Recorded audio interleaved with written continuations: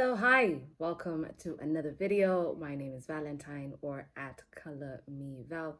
Welcome. If this is your first time here, this is where we just tell short stories, and it is a healing journey I was hoping we can do together. If nothing else, it's, I guess, me behind the scenes.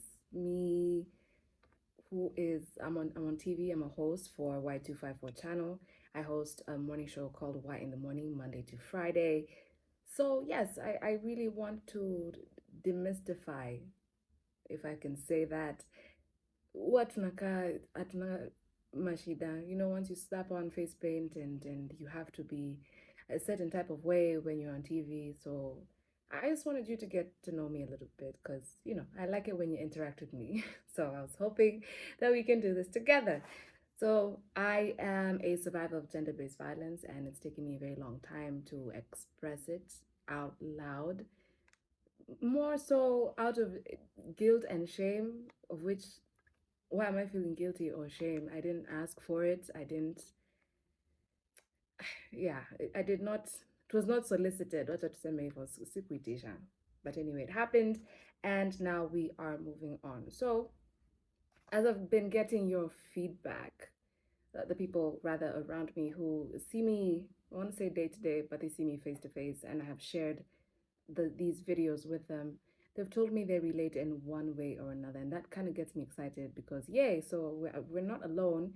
It's just that people don't really, it's not something we talk about. I don't know if it's society, or I want to say our African culture. I don't know if that's the reason, but I'm really glad that we can be on the same page about something. It might not be the exact same experience, but it is trauma of some kind, and I really hope that we're healing together, because I find that every time I make a video or every time I am very open about what happened, it stops being such an elephant in the room. Inata, it stops giving me nightmares.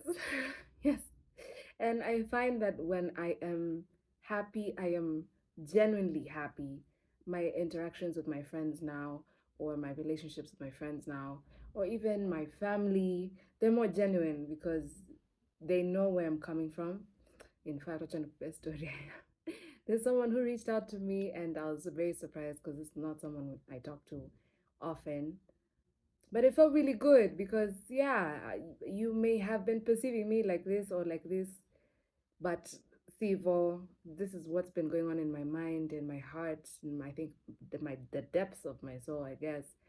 So yes, yay to opening up, and yay to understanding each other more, and yay to making more genuine connections. So today is something I want. Nana samaha so sana. He says so a lot. I need to find another word.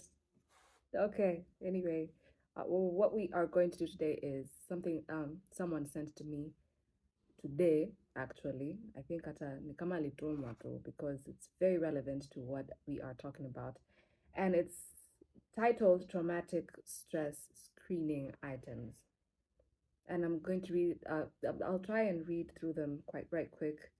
There are quite a number, so I picked the ones that I thought would relate or resonate with you more. I feel that they are saying something to me, so let me share. So, again, traumatic stress screening items. So, do you think about it even when you don't mean to? That is the trauma that you faced. Do you try to remove it from your memory? Do you have difficulty concentrating or paying attention? Do you have waves of strong feelings about it? For example, and this I understood because, for example, you are in a situation and you're interacting, you're laughing, and then suddenly for a moment, you have a small trigger, and then all those emotions just come right back. You weren't in that particular space at the time, but small trigger, small. You can go from 0 to 100 or 100 to 0 real quick. You could be really happy, trigger, you're at 0, and you're wondering, hey, okay, what's going on here? Or it can be 0 to 100 real quick, like you're very calm, cool, and collected. Then suddenly you are so mad. You are just at the 10. Come on, ejector scale, you are at 10. So yes, that's how I've interpreted it. So also, do you startle more easily or feel more nervous? Are you more tuseme kuogopa or you're very cautious? Kitu hukuwa inakusumbua. For example, me, accident imefanya ni kwa very stuka ovyo ovyo juu ya gari. Ooh, I cross the road. It takes me a longer time to cross the road now. For whatever reason. So that's why I'm telling you these questions. Zenye najiuliza, they're taking me somewhere. Do you stay away from reminders of it, places or situations? So if it is someone who has hurt you, do you avoid those places that you used to maybe hang out together or where the said hurt happens? Or do you avoid if you got a specific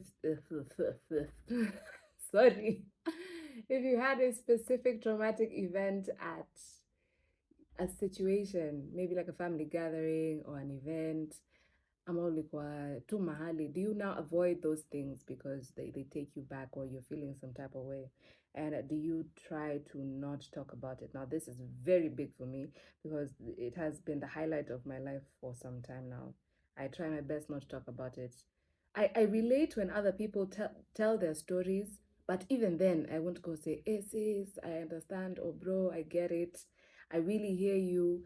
Yeah, I just want to be away from the street. I hear, listen, get triggered, go out, excuse myself for a bit, and then to collect a group, and then come back and act as if nothing has happened.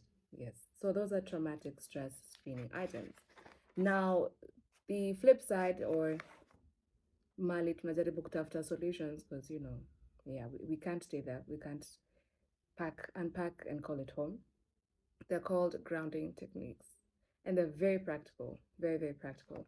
So, one of the things is you calculate math, spell words in your head as if a thought has crossed your mind or you feel like your mood is changing. And also, FYI, I am feeling like these grounding techniques are very good, even aside from trauma. If you're facing something, interacting with people is not always easy, and sometimes people can be difficult to interact with.